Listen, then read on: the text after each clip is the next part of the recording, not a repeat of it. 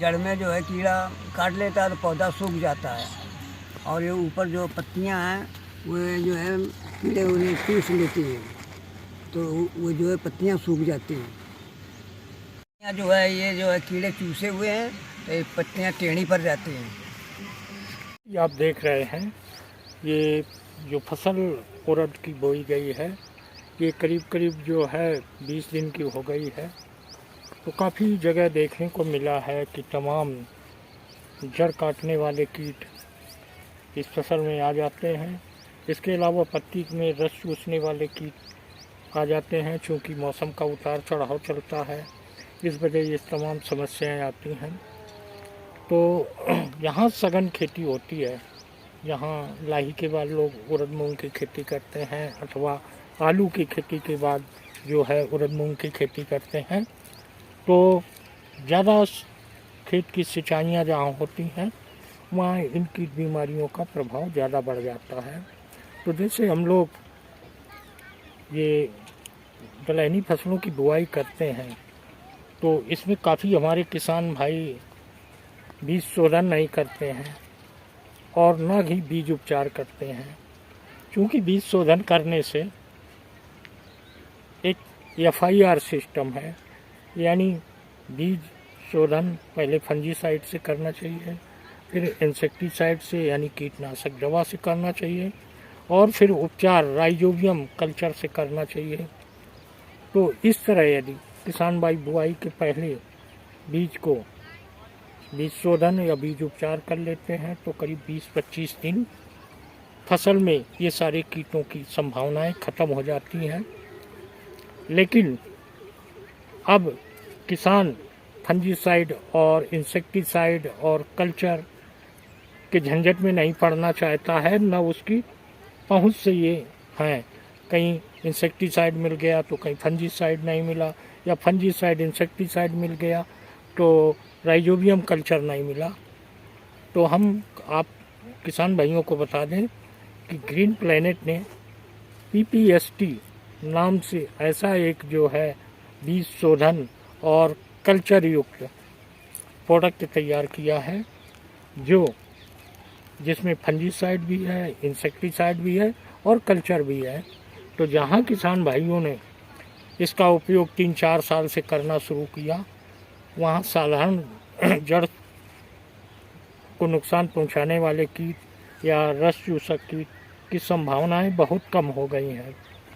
तो किसान भाइयों को चाहिए कि जब आप बीज की बुआई करें उससे 1 घंटे पहले आप PPST से बीज को या पॉलीथीन पे उसको 20 ml PPST को 50 ml पानी मिला के प्रति किलो बीज के हिसाब से बीज शोधन कर देना चाहिए। और फिर इसके बाद जब बुआई हो जाए, जब 20-25 दिन की फसल हो जाए तो फसल की निगरानी करना बहुत आवश्यक है। क्योंकि इस समय बसंतकालीन मौसम चलता है, कीट बीमारियों का उतार चढ़ाव बना रहता है। क्योंकि मौसम में जैसा उतार चढ़ाव होता है वैसे कीट फसल को प्रभावित करना शुरू करते हैं। तो उस समय किसान भाइयों को चाहिए कि कोई भी इंसेक्टिसाइड स्प्रे कर दें। यदि हो सके तो इको फ्रेंडली नीम ऑयल को 60 ml 10 ml इस पे डाल 90 के को मिला के यदि खड़ी फसल में 8-10 दिन पे स्प्रे करते रहेंगे तो इसमें रस चूसक कीट नहीं आएंगे। इसके अलावा कभी कभी ये देखने को मिलता है जैसे मौसम में ज़्यादा गिरावट आ गई तो सुंडियाँ फसल पे आना शुरू हो जाती हैं, जो पत्तियों को काटती हैं, तने को काट देती हैं।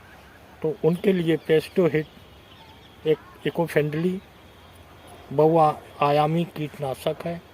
इसके 40 ml पर टंकी के हिसाब से यदि आप इसका पानी छिड़काव कर देंगे तो आपकी फसल में ये पत्तियां कुतरने वाले कीट या तना भेदक कीट का संपूर्ण नियंत्रण हो जाता है। तो किसान भाई आप अपनी दलहनी फसलों को निगरानी करते रहें, क्योंकि ये ऐसी फसल है जो आपको अच्छा मुनाफा देने वाली है इसके साथ साथ आपकी ज़मीन का जो स्ट्रक्चर है, यानी ज़मीन का जो वातावरण है, वो भी सुधारने का काम करता है, क्योंकि इन दलहनी फसलों में राइजोबियम की जड़ें पाई जाती हैं, जिससे ज़मीन की उपजाऊ कुदरती सत्ता बढ़ती है और आपकी ज़मीन में जो हम अनावश्यक यूरिया का टॉप ड्रेसिंग करते हैं, वो आपकी ज़मीन में पर्याप्त मात्रा में ये दलहनी फसलें वायुमंडल से अवशोषित करके फसल को देती हैं, और जो ज़्यादा इसमें अवशोषण होता है नाइट्रोजन का, वो जो है ज़मीन में छोड़ती जाती हैं। तो किसान भाइयों, इस तरह आप अपनी दलहनी फसलों की देख रेख करते रहें और सामयिक कीट नियंत्रण करते हुए अपनी फसल की अच्छी ग्रोथ करके अच्छी पैदावार ले सकते हैं। तो जो किसान भाई हमारे ये वीडियो देख रहे हैं, उसको लाइक करें, सब्सक्राइब करें और शेयर भी करें। आने वाले समय में हम आपको खड़ी फसल में कीट रोग प्रबंधन के बारे में बात करेंगे। तो किसान भाइयों, जब आप हमारा चैनल सब्सक्राइब कर लेंगे तो हमारे वीडियोज़ का नोटिफिकेशन आपको मिलता रहेगा। तो आइए चलते हैं खेत की तरफ। ये हमारा खेत है और इसमें छिड़काव हो रहा है, चूँकि संभावनाएं हैं, मौसम में बदली आ रही है। तो आप भी अपनी खेती में इस तरह देख रेख करें और कीटनाशक का एक हल्का पानी छिड़काव कर दें, और 8 दिन पे जैसे कोई संभावना दिखे तो फिर पानी छिड़काव करके आप अपनी फसल की सुरक्षा बनाए रखें।